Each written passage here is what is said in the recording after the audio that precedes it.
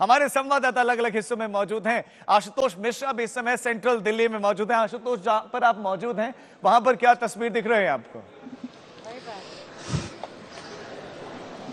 ये नई दिल्ली विधानसभा का ही इलाका है। जाहिर है जो त्रिकोणीय मुकाबला है अरविंद केजरीवाल, प्रवेश वर्मा, संदीप दीक्षित, और मैं जहां खड़ा हूं दरअसल अब से 5 से 7 मिनट में यहां दिल्ली के पूर्व उप मुख्यमंत्री मनीष सिसोदिया जो कि जंगपुरा से उम्मीदवार हैं, तो वो यहां पर वोट डालने आएंगे। और सुबह जाहिर है ठंड के चलते थोड़ा मतदान पर असर दिखाई पड़ता है, और जैसे जैसे चूंकि यहाँ 3 बूथ हैं तो आप वो संख्या समझ सकते हैं कि लगभग 1000 से 1200-1500 मतदाता होंगे यहाँ पे।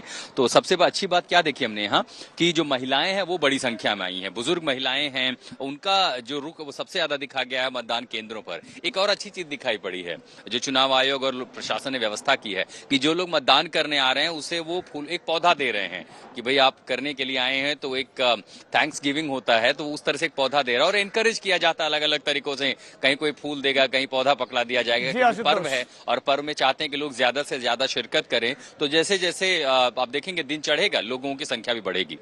उम्मीद हम भी यही करते हैं और ऐसा होना भी चाहिए। आशुतोष बने रहे, आप नजर बनाए रखें। तो अरविंद केजरीवाल उसी सीट पर, उसी पोलिंग स्टेशन पर पहुंचेंगे। लेकिन दिल्ली के राजनीतिक इतिहास की तरफ जरा नजर डालें तो साल 2020 के जो नतीजे हैं वो कहते हैं 53.57% वोट मिले थे बीजेपी आम आदमी पार्टी को। सबसे नंबर वो बड़ी पार्टी बनी थी और 62 सीटें हासिल की थी। बीजेपी दूसरे नंबर पर 38% वोट प्रतिशत के साथ रहती है और कांग्रेस का खाता भी नहीं खुला था। ये दूसरी लो फ्लोर बस दिल्ली की आती है और ये 2020 के नतीजे। कांग्रेस पार्टी 4.26% वोट हासिल करती है। हालांकि ये सीट में कन्वर्ट नहीं होता है और कांग्रेस के खाते में शून्य रहता है। क्या ये वोट प्रतिशत बढ़ेगा? क्या इस बार सीटों में कन्वर्ट होगा? ये देखने वाली बात होगी। बहुत इंटरेस्टिंग है। दिल्ली में इसी तरह की लो फ्लोर बसें चलती हैं, इसी तरह की क्लस्टर बसें चलती हैं। अब तो खैर कलर भी बदल गए हैं दिल्ली की बसों के, लेकिन ये बस जो हम आपको दिखा रहे हैं ये वोट प्रतिशत बता रही 2020 का। हालांकि 2015 की तुलना में आम आदमी पार्टी की जो सीट है वो कम हुई है और 62 सीटें आम आदमी पार्टी को साल 2020 में आप देखेंगे कि मिली हैं। ये 2015 की तुलना में कम है, लेकिन ये भी बहुत बड़ा है। ये भी जो है 70 में से 62 सीटें, और वो जो 8 सीटें थी वो बीजेपी को गई थी। कांग्रेस पार्टी न 2015 में कुछ पाई और न 2020 में जो है कांग्रेस पार्टी को कुछ मिला, क्योंकि कांग्रेस पार्टी का ये राजनीतिक विश्लेषक मानते हैं कि जो सारा का सारा वोटर था वो शिफ्ट हो गया, वो चला गया आम आदमी पार्टी के साथ। देखिए एक और बस अब आपको दिखाएंगे। और अगर हम राजनीतिक इतिहास की तरफ जाएं, साल 2015 में जब यहां पर चुनाव हुए, 2013 के बाद, क्योंकि वहां मिलकर चुनाव लड़ी, फिर अरविंद केजरीवाल ने इस्तीफा दिया, जब चुनाव में उतरी आम आदमी पार्टी, तो जनता पूरी तरह से आपके साथ 67 सीटों के साथ सर्वश्रेष्ठ नंबर 1 पर। बीजेपी ने वादे दावे किए, लेकिन बीजेपी 93 के बाद से तब 15 में भी नहीं जीत पाई, सिर्फ 3 सीट हासिल कर पाए। ये वो 2013 के चुनाव जब अन्ना आंदोलन के बाद अरविंद केजरीवाल ने पार्टी बनाई, चुनाव लड़े और 28 सीटें हासिल की। बीजेपी नंबर 1 थी 31 पार्टी के साथ, लेकिन सरकार बनाई कांग्रेस आम आदमी पार्टी ने मिलकर। तब बहुत सारे प्रश्न चिन्ह, तब बहुत सारे सवाल खड़े हुए थे। अब आप जरा इन तस्वीरों को देखिए। वीरेंद्र सचदेवा वोट डालते हुए दिखाई दिए। सुबह सुबह की ये तस्वीरें। संदीप दीक्षित ने वोट डाल दिया और उसके बाद वो राहुल गांधी के साथ पोलिंग स्टेशन पर फिर से गए। एस जयशंकर भी वोट डालने के लिए पहुंचे। सतीश उपाध्याय ने वोट डाला और उंगली पर लगी स्याही दिखाई। बांसुरी स्वराज ने वोट डाला। अलका लांबा ने वोट डाला है। विजेंद्र गुप्ता बीजेपी के बड़े नेता रोहिणी से चुनावी मैदान में है, वो भी, उन्होंने भी वोट डाला है। सपरिवार वोट डाला है। तो ये तस्वीरें हैं आपके सामने। नतीजे 8 फरवरी को आएंगे, लेकिन दिल्ली की जनता घर से बाहर निकले और वोट जरूर डालें। दिल्ली में ये शिकायत रहती है कि middle class, lower middle class, lower class वो तो वोट डालते हैं, लेकिन जो अपर क्लास है, जो संपन्न लोग हैं, वो इसको छुट्टी के तौर पर ले लेते हैं और वोट नहीं डालते हैं। लेकिन ग्राउंड जीरो पर आज तक के संवाददाता आपको दिखेंगे कि मौजूद हैं और हमारे संवाददाताओं का रुख करते हैं। हमारे संवाददाता हिमांशु मिश्रा इस समय निर्माण भवन में मौजूद है, जहां राहुल गांधी वोट डालने के लिए पहुंचे, जहां पर सोनिया गांधी कुछ देर में हो सकता है वोट डालने के लिए पहुंचे। लेकिन इस समय की क्या तस्वीर है, लोग कितनी बड़ी संख्या में पहुंच रहे हैं हिमांशु?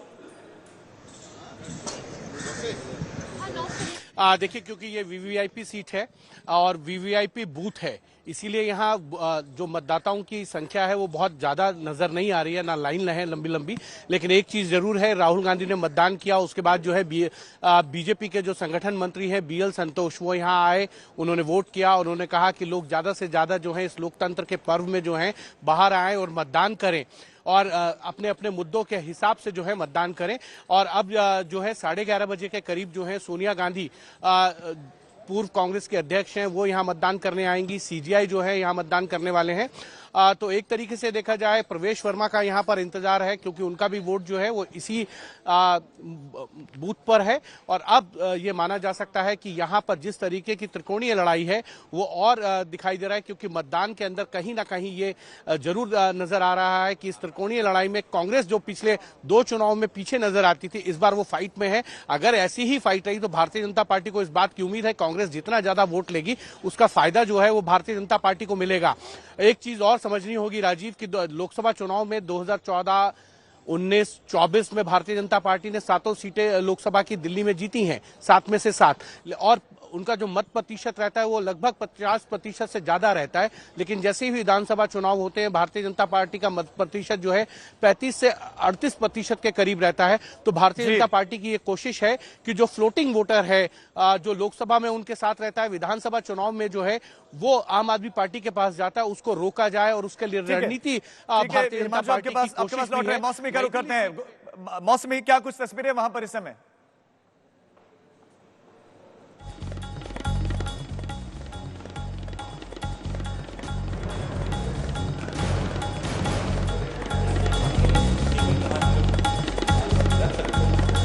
ठीक है, मौसमी का रुख करेंगे। अर्पिता भी हमारे साथ बनी हुई है। अर्पिता, ये वो सीट है जहां से जो जीता वो मुख्यमंत्री बना। हालांकि अरविंद केजरीवाल को इस्तीफा देना पड़ा, लेकिन मुख्यमंत्री वो भी बने।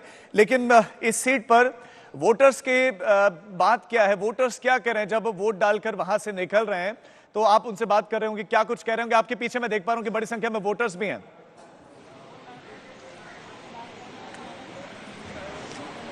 बिल्कुल राजीव, देखिए जो लोग मतदान करने के लिए आ रहे हैं वो यहाँ पे जो प्रशासन ने इंतजाम किया उससे लेकर जरूर यहाँ खुश नजर आ रहे हैं। कुछ लोग हैं, उनसे जरा बात करते हैं।